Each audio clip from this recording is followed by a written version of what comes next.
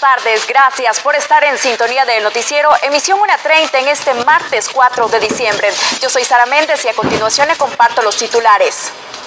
Fiscal General considera que el país enfrenta síntomas de un Estado fallido ante los niveles de violencia social. Subcomisión Especial depura 17 listado de aspirantes a Fiscal General de la República. Entra en vigencia decreto que permite al Estado salvadoreño subsidiar la renovación de más de 300,000 documentos únicos de identidad vencidos. Así comenzamos con el detalle de la información. Buen provecho si almuerza en sintonía del noticiero.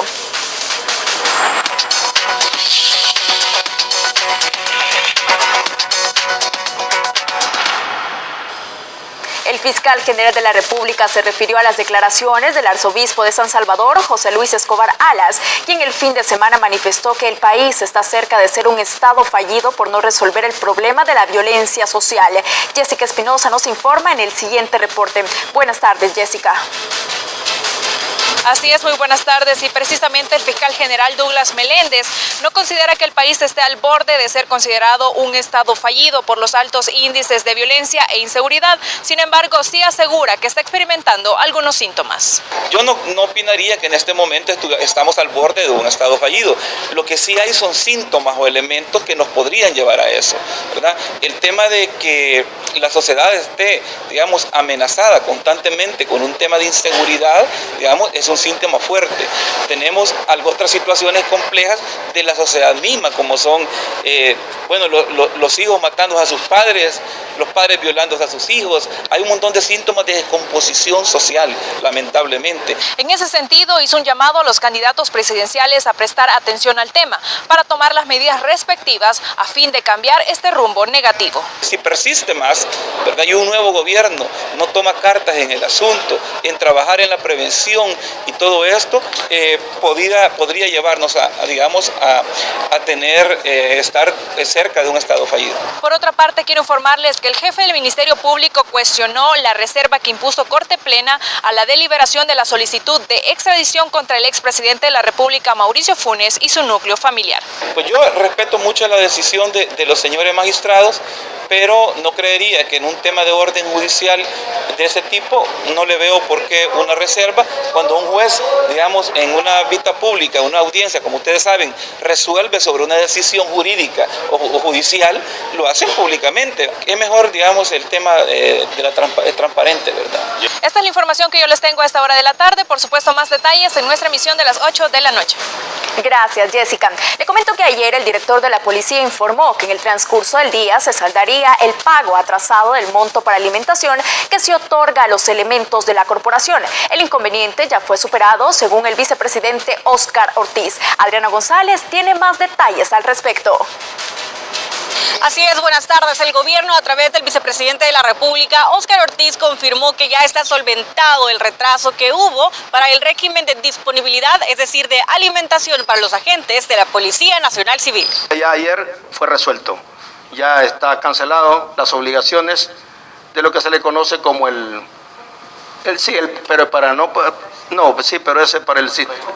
régimen de disponibilidad, para que no se confunda con el bono.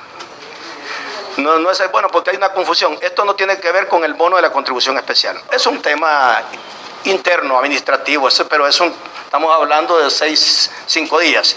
Pero sí, ya resolvimos. Por otro lado, el vicemandatario se refirió al tratado que firmó junto a sus homólogos de Guatemala y Honduras con el recién juramentado presidente de México, Andrés Manuel López Obrador, con el objetivo de dar un tratamiento integral al fenómeno de la migración. Y no separada, aislada.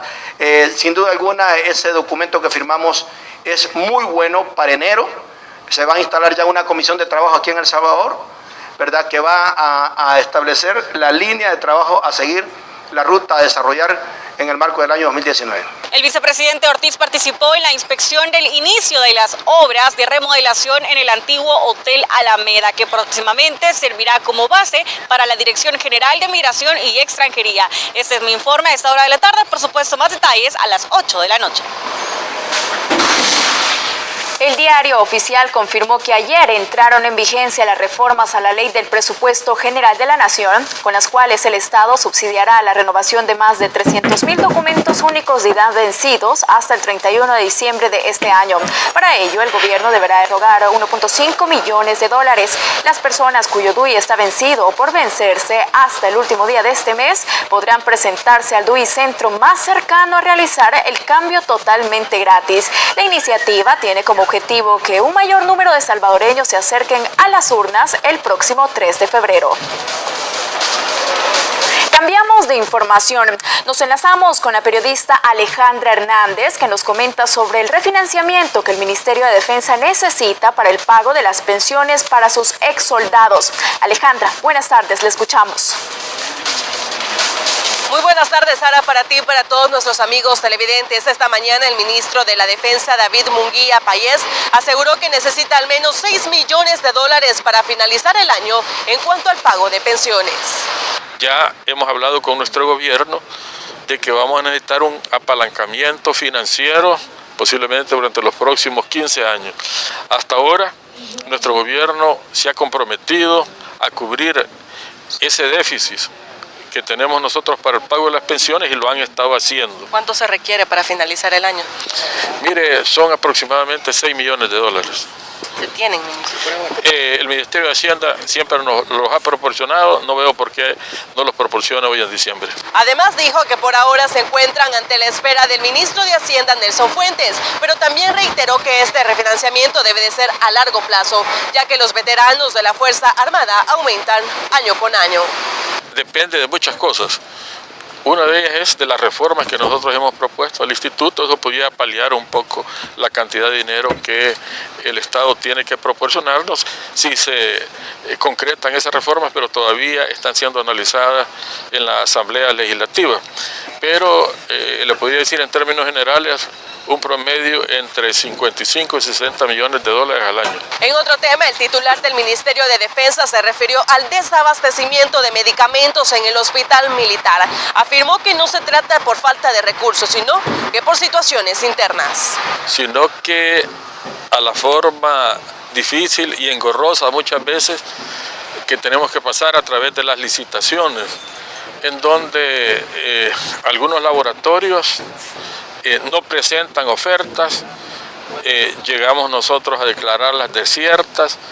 Posteriormente hay los problemas también de que algunas medicinas del cuadro básico del hospital militar han sido retiradas por los laboratorios. Esta es la información que tengo a esta hora de la tarde, Sara. Los detalles de este y otros temas, por supuesto, a las 8 en punto. Regreso contigo. Buenas tardes.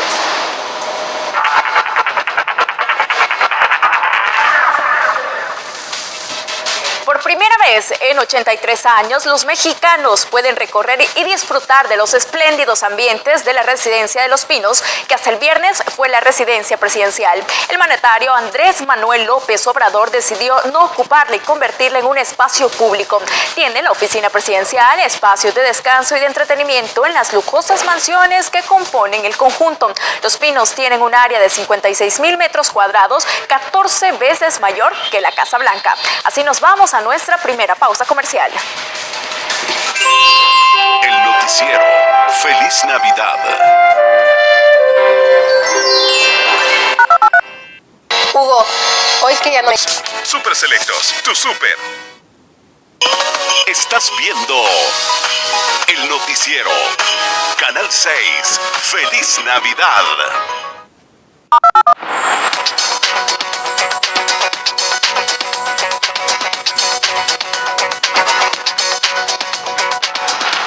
Gracias por seguir con nosotros. En las noticias internacionales, periodistas nicaragüenses se manifestaron frente al canal de televisión 100% Noticias, que ha sido cerrado. Denuncian que Miguel Mora, propietario de la señal y crítico del gobierno de Daniel Ortega, ha recibido amenazas de muerte. El canal es uno de los medios que ha liderado la cobertura de las protestas contra el gobierno, cuya represión dejó 325 muertos y cientos de detenidos, de acuerdo con organizaciones de derechos humanos. Operadores de cámaras del sector Yuma observaron a un grupo de 6 extranjeros ilegales, incluidos 3 niños, que cruzaban el muro fronterizo cerca del puerto de entrada de San Luis. Según las autoridades, un coyote fue quien llevó hasta este lugar a la familia y luego se regresó a México. Entre tanto, la familia originaria de Guatemala se entregó a los agentes de la patrulla fronteriza que llegaron a la escena. En México se reportó la muerte de una persona en el derrumbe en la construcción de la nueva embajada de Estados Unidos. Fueron reportadas 3 personas heridas por la caída de la barda al interior de la construcción y estas fueron trasladadas a la Cruz Roja Mexicana. La construcción de la nueva sede de gobierno estadounidense en México comenzó el pasado 13 de febrero. En Indonesia, al menos 3 personas murieron y 18 resultaron heridas en una explosión en un centro comercial. El Departamento de Bomberos y Rescate dijo que la explosión fue causada por una fuga de gas durante los trabajos de renovación en un patio de comidas en el centro comercial.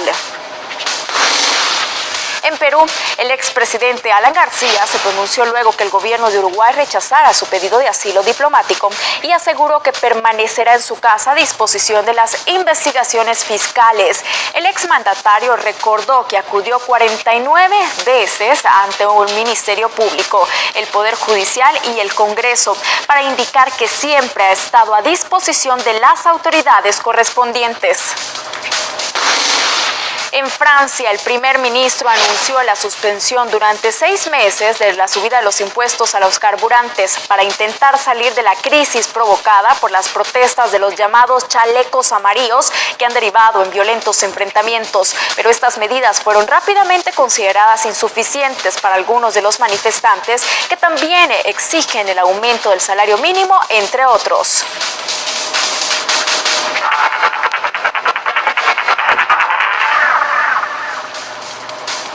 Un video en formato 360 grados muestra lo que observa el piloto automático en una reconocida marca de automóviles cuando navega por las calles. La grabación de 17 minutos es una visualización de lo que filman las 8 cámaras del piloto automático versión 2.5 de Tesla, mientras el auto circula por la ruta montañosa conocida por las curvas como Cola del Dragón en Carolina del Norte, Estados Unidos. El sistema determina y subraya los límites de la carretera, así como la línea divisoria. También reconoce objetos en movimiento e identifica su velocidad.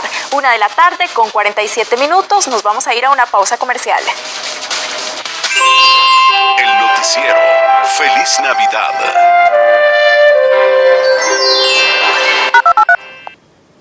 Canal 6. Feliz Navidad.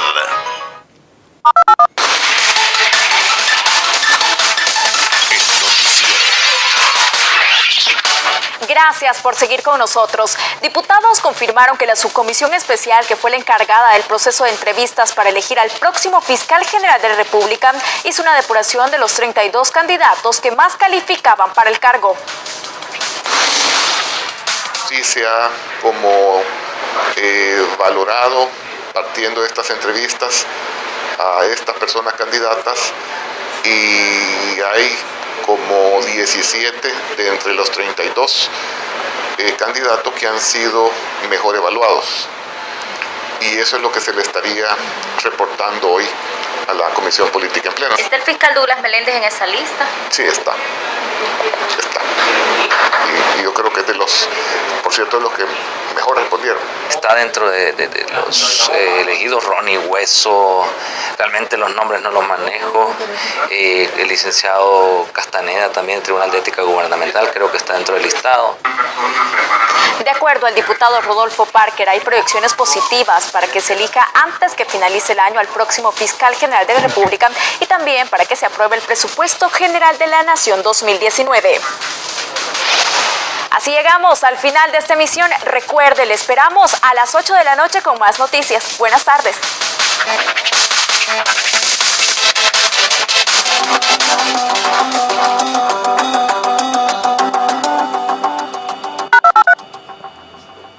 A continuación, Sombras del Ayer. Canal 6.